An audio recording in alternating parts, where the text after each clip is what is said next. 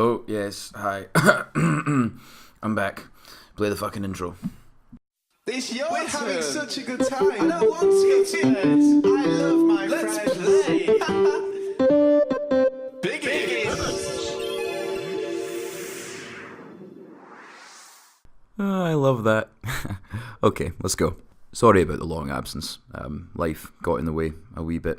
In fact, it's probably best visually represented by the following clip. Take a gander at this replay. The angle at which Sterling deflects the ball off his skull is nothing short of perfection. Like watching. But we're here, we're back in action now, and we're going to start by being a week late to the flavour of the month, Spider-Man. So truth be told, cards on the table, I'll just say it, I'm a really big fucking fan of Spider-Man. All of my other childhood interests have crumbled to dust, but for some reason, superheroes have endured, with Spider-Man in particular. I still well up watching the Raimi films, and I'm genuinely gutted we'll never get Spider-Man 4, personally I blame this asshole. And Spider-Man 2 remains one of the best gaming experiences I've had in my life. No qualifiers, no exceptions. But I'll be honest, right? Realistically, over time, big budget games have just frequently disappointed me. Especially since The Witcher, I just haven't really played anything that's even really come close, and I just don't really think that I've got... Oh shit! Oh, fuck! Oh god! And we go up in there, and bam! It is it. Boom! Yes! Fuck you! I am Spider-Man! Fuck me, man, that first moment when you get swinging. Right off the bat, we need to talk about the animators. They've done a terrific job realising Spider-Man's movement. The web swinging's what you all came for, let's be honest. It does not disappoint. All the good stuff is there, the webbing needs to attach to a surface, it's physics-based. It's not a complete recapturing of Spider-Man 2's feeling of physics, but at the same time, we don't necessarily have an issue with that, because Insomniac have added loads of different little ingenious additions to make their system seem unique to this particular iteration of Spider-Man. So you've got contextual web zips for different obstacles. You press X near the top of a rooftop and he'll spring off the rooftop edge and grant a little bit of further momentum. You press X in a different scenario and he'll fire out two lines at once and zip between two surfaces.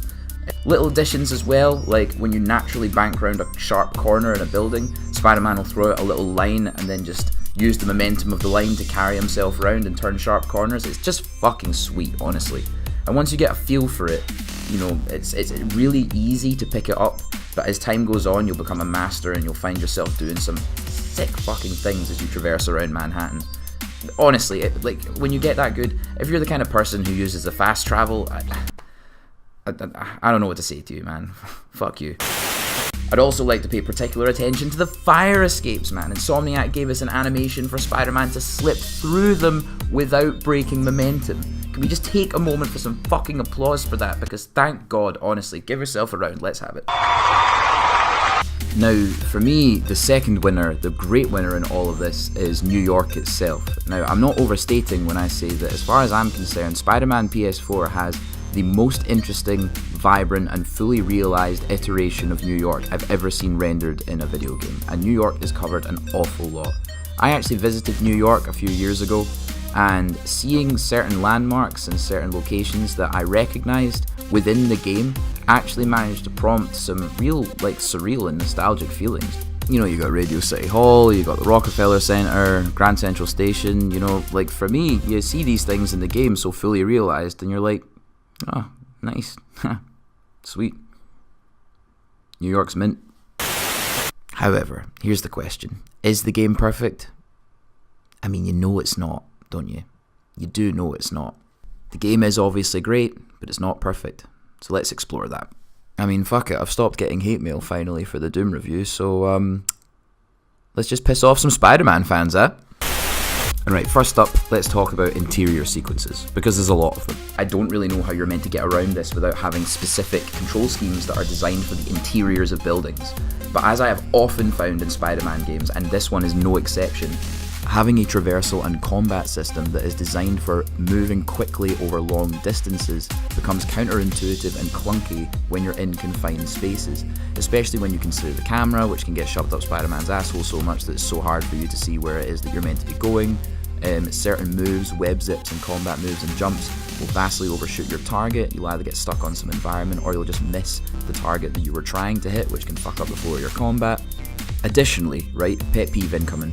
Everyone goes on about how the spider sense is a really good means of indicating when you're about to get attacked so that you know when to dodge. In my experience, however, it's not very good at defining which enemy it is that you're supposed to be dodging, bar the exception of the ranged weapon guys. In numerous other instances, someone will be getting a charge sequence off screen and that will cue my spider sense. I will start dodging because I'm thinking that it's someone who's closer to me who is in screen, who looks like they're winding up an animation. Batman's game, you didn't have this issue because it was the enemies that had the counter signals around them. So you knew what enemy you were priming to counter at all times. But because you're fighting multiple enemies and all of the counter signals are localized to Spider-Man's fucking head, it's very easy to get confused about where the most present danger is coming from because loads of different things can cue Spider-Man's spider sense, and it gets to the point where you're literally just hammering the fucking counter button, which is not intuitive and fucks up the flow of your combat. I personally see that as a real case of design dissonance between previous Spider-Man entries and the competitors it is trying to emulate.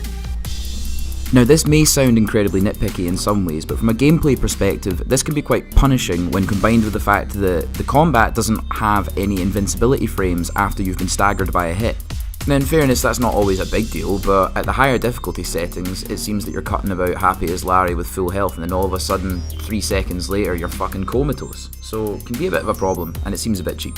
It's not a game breaker, but it's annoying, and it does happen, especially with the frequency of the combat that you experience at the spectacular level of difficulty.